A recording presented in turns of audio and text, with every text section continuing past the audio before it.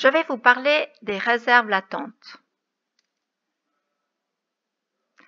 Les réserves latentes, ce sont des réserves cachées qui consistent en une sous-évaluation d'actifs quand on amortit plus que nécessaire ou une surévaluation de passifs.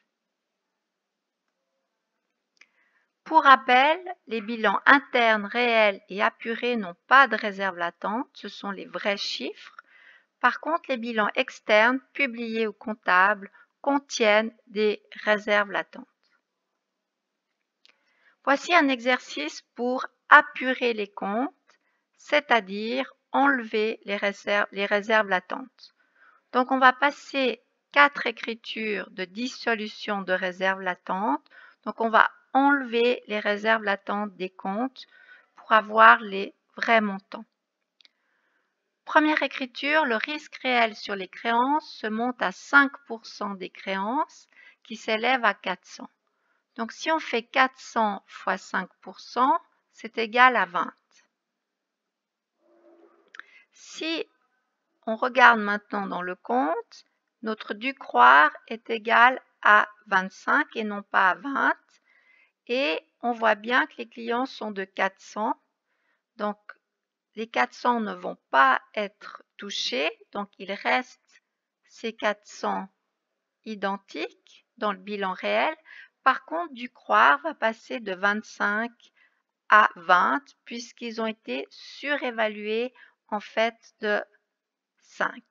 Donc, dû croire va passer à moins 20. C'est un passif correctif, même s'il va à l'actif. Parce qu'il est correctif d'actif, il vient en déduction de client, mais il fonctionne comme un passif. Donc, on va diminuer dû croire, qui va venir au débit. Donc, dû croire va diminuer. Et dû croire va toujours avec perte sur créance. Donc, perte sur créance diminue de 5. Alors, perte sur créance ici est de 25, c'est une charge. C'est par hasard que c'est le même chiffre que dû croire. Ça pourrait être tout à fait un autre chiffre. Alors, 25 moins 5, ça fait 20. Et comme c'est une charge, comme vous l'avez remarqué, le compte de résultat est présenté sous forme de colonne. On a d'abord les produits, puis on soustrait les charges pour avoir le bénéfice. Donc, perte sur créance qui est de 25, la charge de 25 va diminuer à 20. Voici donc la première écriture. Si on prend maintenant la deuxième écriture, le stock final est sous-évalué de 30. Le stock, c'est donc un compte d'actifs. Il est sous-évalué de 30, c'est-à-dire que 60, ce n'est pas le vrai montant. Donc, si on rajoute les 30, donc 60 plus 30, on arrive à 90. Donc, on va augmenter le compte stock.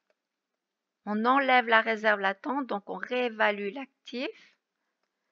Et normalement, c'est le compte variation de stock, mais ici, on n'a pas le compte variation de stock, donc on va utiliser le compte charge marchandises et stock donc augmente et charge de marchandises diminue de 30.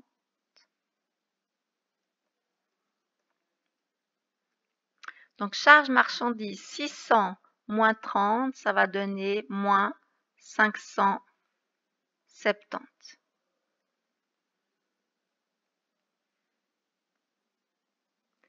Donc, si on remarque maintenant 90, c'est le 100%, et 60, le stock, il a été sous-évalué d'un tiers, puisque le stock publié, c'était à peu près le 2 tiers, c'est-à-dire qu'on avait 30 plus 30, c'est les 2 tiers du gâteau, et puis on l'a sous-évalué, le vrai stock étant de 90, on voit bien que les 90 moins un tiers représente 60. Pour rappel, un tiers, c'est 0,3 périodique, et si on fait fois 100, ça donne 33,3 périodiques ou 33 1/3%. Donc 90, ce sont les 3 tiers et 60 les 2 tiers, c'est-à-dire 66,6 périodiques pour cent. Voilà, les réserves latentes sur les machines correspondent à 60, c'est-à-dire qu'il faut ajouter 60 aux machines, donc ça va faire 80. Donc machine augmente de 60. Et la contrepartie, quand on pourra diminuer cet actif immobilisé, c'est grâce aux amortissements. Donc on va faire 300 moins 60 qui donne moins 240. Donc ça donnera la contrepartie amortissement. On enlève la réserve latente. Donc on élimine l'amortissement qui est en trop et on passe machine à amortissement.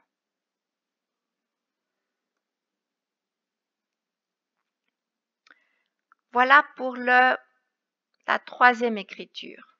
Pour la quatrième écriture, la provision pour litige est surévaluée de 10. Si on regarde dans le passif, donc cette provision ici de 30, elle est surévaluée de 10, donc elle est égale à 20. Donc ça veut dire qu'on doit la diminuer de 10. Donc on va diminuer provision pour litige, qui est un passif qui diminue au débit. Et puis la contrepartie, c'est ACE ou charge exceptionnelle. Donc au lieu d'avoir 50 de charge, on aura 40. Donc ACE diminue. Donc que ce soit un compte d'actif ou passif, quand on veut dissoudre les réserves latentes, on les met au débit parce que ça diminue un passif ou ça augmente un actif et puis la charge diminue au crédit. Voilà, donc on passe provision pour litige à ACE 10. Si maintenant on récapitule l'ensemble de nos chiffres, on voit qu'on a créé une réserve latente de 20, perte sur créance, on l'avait dissoute de 5. Sur les marchandises, on avait une réserve latente de 30. Sur ACE, une réserve latente de 10. Et puis sur amortissement de 60. Si on additionne tous ces montants, 60 plus 40, ça fait 100, 105. Donc le total, ça fait 105. Et on voit que notre bénéfice a augmenté de 105. Donc le bénéfice réel, c'est 180, mais grâce à l'augmentation des réserves latentes, on a pu publier un bénéfice plus petit de 75. Donc on payera moins d'impôts, on distribuera aussi moins de dividendes, donc on aura une meilleure capacité d'autofinancement. Si on regarde maintenant le bilan, on voit que le vrai risque du croire est égal à 20. Les stocks, la valeur réelle est de 90. Attention, on n'a pas le droit de surévaluer un actif. Ça, c'est interdit. On a le droit de publier un stock plus petit, mais jamais de publier un stock plus élevé. Parce que c'est par principe de prudence, il y a une partie aussi du stock qu'on va jamais vendre. Donc, on ne dissout des fois pas complètement les stocks puisqu'on prend une marge de sécurité par principe de prudence.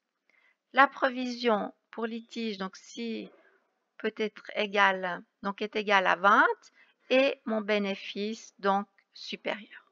Voilà, j'espère que tout ça va vous aider à faire vos exercices.